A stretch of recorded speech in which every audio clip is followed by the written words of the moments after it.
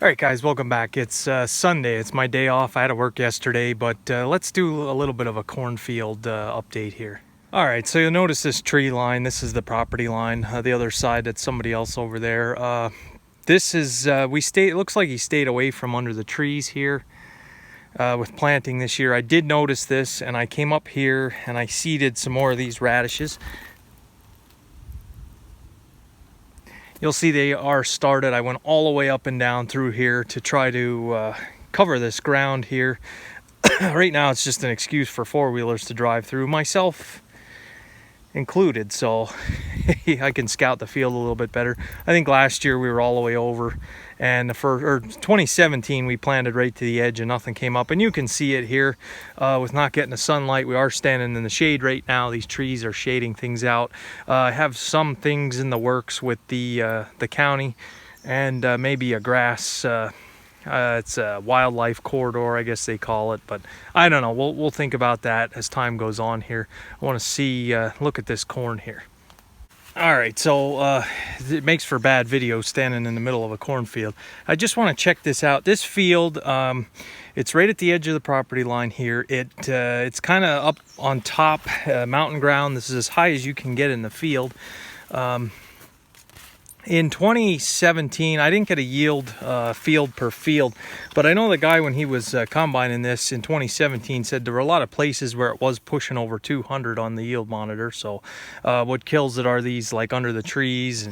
But I'm just looking at it now, and you can see how much it's definitely pollinating here. Every time the wind blows, I can do a demonstration. Yeah, it's just raining down onto the corn here, and you'll take notice. It's definitely pollinating, and thank goodness the way the weather is today. It's low humidity. It is 80, but it feels wonderful. So I'm just checking this out. A couple things I'm noticing when I compare it to 2018's crop. The leaves do not have the amount of mold and funguses. It's been a lot drier and a lot sunnier. So I'm 6'2". I know height doesn't mean a whole lot. It all depends on the, so there's 6'2". So it is pretty tall, and I'm not even all the way in the field here. This is still kind of on the edge, but you'll just take notice. I mean, it's definitely in high gear here, peak pollination the way it looks. So every once in a while we'll have a small stalk here that didn't quite make it, and every once in a while you'll have a skipper. Weed control. Let's get down here. Nice and clean. Bottom leaves. One thing you take notice, and I've seen a lot of this year, is the bottom leaves will turn brown. The corn plant will start cannibalizing itself to try to save on nutrients, and the bottom leaves are usually the first sign of stress. Well, there's my bottom leaves.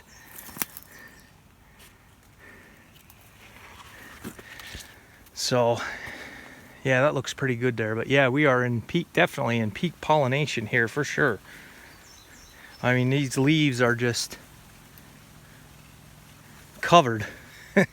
So yeah, so far so good here on this scouting mission here. Boy, it makes for bad video when you're in the middle of the cornfield. But anyway, population, we do a 27,000 population. Yes, we could up it. Yes, probably this year we could have got away with going up to 30 or more.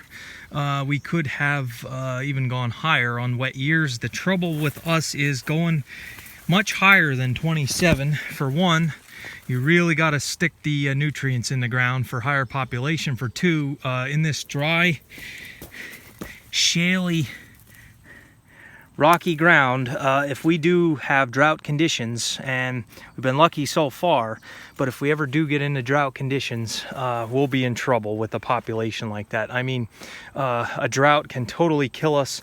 Pennsylvania, they say, where we're at, we are only ever 8 days from a drought. So a lot of guys will not risk going at a higher population. So like a 27,000 seems to be the happy medium. Some years you get away with it, some years you can't. All right, so back out here. Yeah, the further I went in, the better it looks. So I'm very pleased with this field. It's not a bad sized field either. So we're definitely gonna have some corn. It is pollinating. Yeah, this goes all the way down, and then it hits that grass strip that I put in corn. That looks pretty good too. Let's look at that grass strip and see how that compares to a field that was a corn and bean rotation. All right, so this is as far as I can go in the ATV. Here they planted close to the woods, and it doesn't look too bad here, close to this tree line. So I'm gonna take a walk in here. I brought the tillage radishes all the way down here. Now there's a little more topsoil here, so you can definitely see it's a little bit further along, but let me walk in here and take a look at this grass field.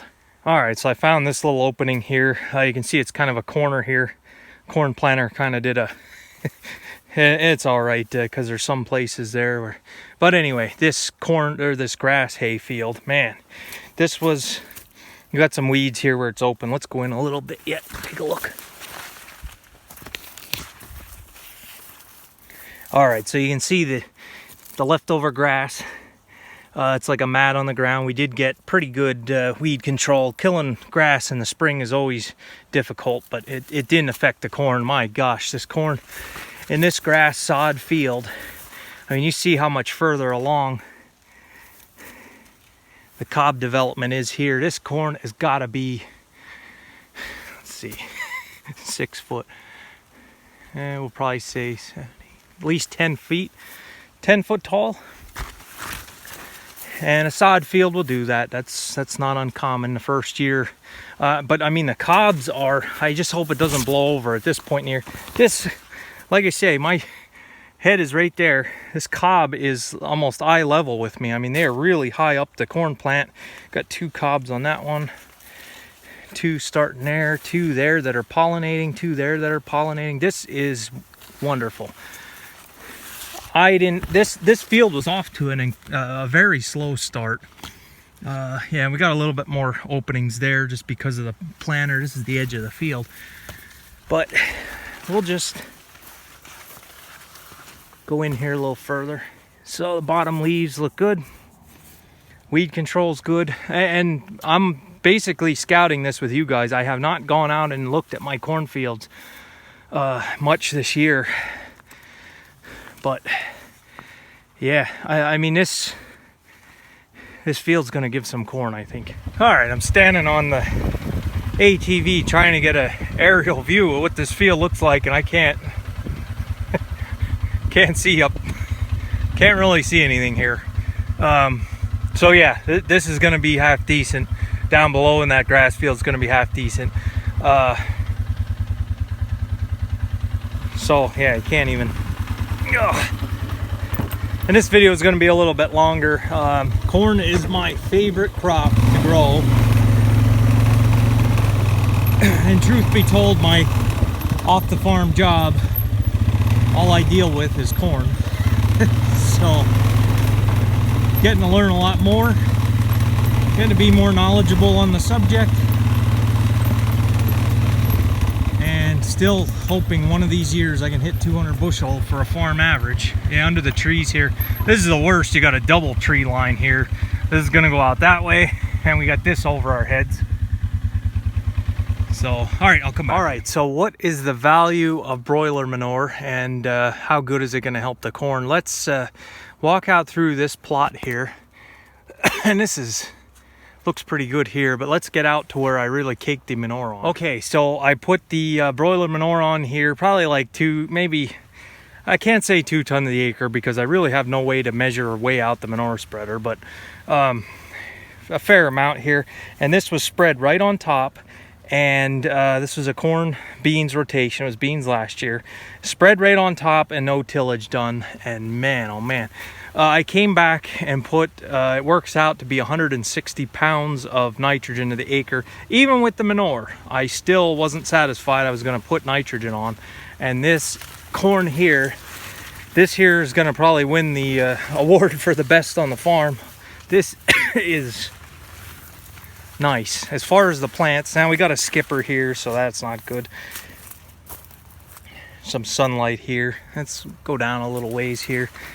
And I don't want to be talking too early. I don't want to get too excited because we still, the plants themselves can look amazing, but it all comes down to this right here.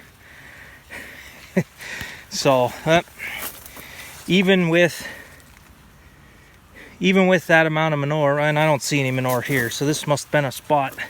So that's 160 pounds of nitrogen, and I'm still seeing that it's asking for more. Let me walk out a ways yet. All right, I'm out. This is like more or less the center of this field. This looks good here. This is looking at the leaves. We're not seeing, there's some signs of issues, but not like 2018. So this phase where this corn is at now, the pollination phase, and if you come down to the ground level here and you look at how much corn pollen is on the ground, this was the phase in 2018 when the rain started and just pounded us for days with rain, just rain, no sun, in the pollination phase. So low test weights and not as much corn, just because of bad conditions. I think bad conditions during pollination. Weed control looks pretty good there. But yeah, this has some potential here. This really, and like I say, I'm kind of seeing this now for the first time, and yeah, you can still see some of the chicken manure here.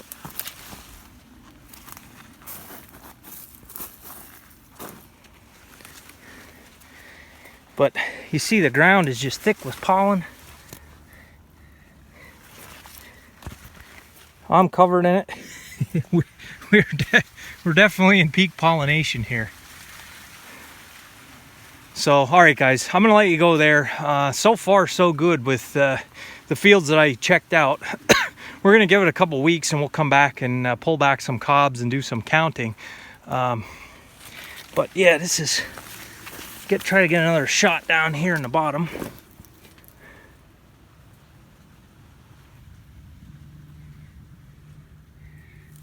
I wonder if I lay the phone down and go up with it.